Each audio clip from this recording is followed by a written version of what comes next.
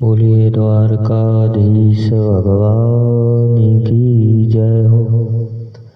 आज का प्रसंग है कौरवों के जन्म की कथा।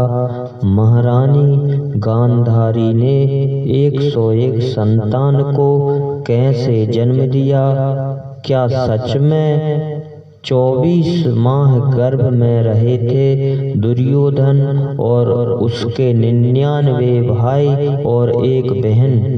यही प्रसंग सुनाने जा रहे हैं। आशा करते हैं कि आप इसे अवश्य ही पसंद करेंगे। महारानी गांधारी गांधार नरेश महाराज सुबाल की पुत्री थी। इनके भाई शकुनी थे जिन्हें सब जानते हैं। गांधार राज्य को अब कंधार के नाम से जाना जाता है, जो कि अफगानिस्तान में है।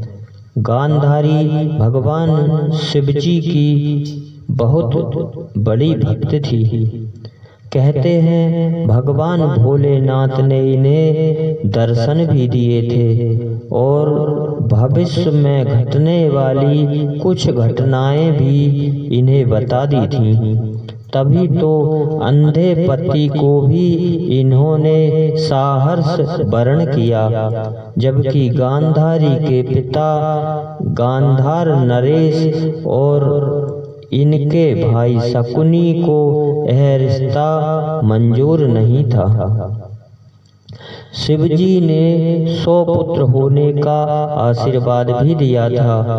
पिछले जन्म में गांधारी एक सुंदर राजकुमारी थी। बाद में इन्हें कुष्ठ रोग अर्थात कोढ़ हो जाता है, जिससे इनकी सुंदरता कुरूपता में बदल जाती है। किसी वैद्य ने इनसे कहा, तुम 100 कीड़े जो वैद्य ने बताए थे उन्हें पीसकर उसका लेप त्वचा पर लगाओ तो ये रोग मिट जाएगा। इन्होंने उन कीड़ों की हत्या की। उन कीड़ों ने आखिरी समय में इनसे बदला लेने की ठान ली थी। ये वही 100 कीड़े इनके पुत्र रूप में आए। इनसे बदला लेने के बाद इन्होंने मुक्ति पाई। जब गांधारी का विवाह हस्तिनापुर नरेश महाराज धृतराज से हुआ तो इन्होंने भी आँखों में पट्टियां बांध ली थी। आँख में पट्टी बांध ली कि जिस संसार को मेरे पति नहीं देख सकते, उस संसार को मैं भी नहीं देखूंगी। और इन्होंने सिर्फ एक बार ही अपनी आँख की पट्टी खोली थी और दुर्योधन को वज्र का बना दिया था। विवाह उपरांत जब गांधारी ने गर्भ धारण किया तो 12 माह बीत गए, लेकिन संतान ने जन्म नहीं लिया।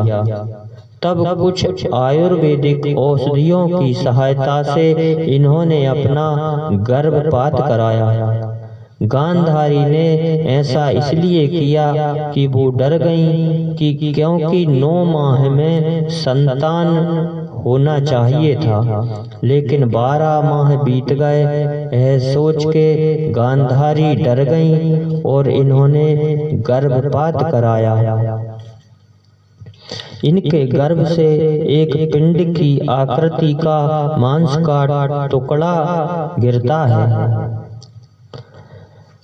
यह पिंड को देखकर सब लोग हैरान हो गए। बेचारी गांधारी रोने लगती है। उन्हीं दिनों इनके यहाँ भगवान वेदव्यास जी आए हुए थे। जब वेदव्यास जी ने उस पिंड को देखा तो उन्होंने गांधारी को विश्वास दिलाया और कहा, हे पुत्री, तू एक पुत्र के लिए रो रही है। मैं तुझे 101 पुत्र का वरदान देता हूँ। 100 पुत्र होंगे, एक पुत्री होगी।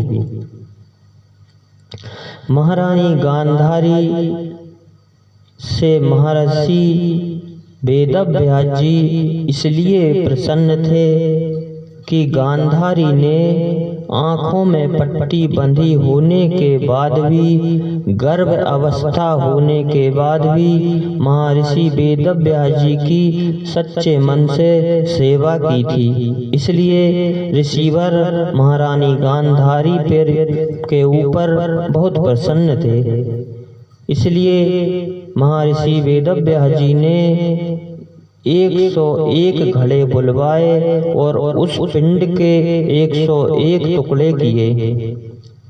101 घड़े में 101 टुकड़े डाले, ऊपर से तेल, घी और कुछ वनस्पतियां डाली। उन घड़ों को एक कमरे में ढककर रख दिए, कमरा बंद कर दिया। महर्षि वेदव्यास जी ने कहा, 12 महीने के बाद इन घड़ों से 100 पुत्र और 1 पुत्री होगी। भगवान व्यास जी महाराज चले जाते हैं। 12 महीने के बाद सबसे पहले दुर्योधन का जन्म होता है। दुर्योधन घड़े से निकलता है। आकाश में अचानक बिजली चमकने लगती है, बादलों की गड़गड़ाहट हुई, सियार रोने लगते हैं, कुत्ते रोने लगते हैं। इस प्रकार के अनेक अपशगुन हुए। धर्म के अवतार विदुर जी महाराज ने धृतराज से कहा, यह बालक हस्तिनापुर के लिए शुभ नहीं है। लेकिन पुत्र मोह के कारण विदुर जी की बातों पर धृतराज ने कोई ध्यान नहीं दिया। एक एक करके 100 पुत्र और 1 पुत्री ने उन घटों से जन्म लिया। पुत्री का नाम बाद में दुशाला रखा गया।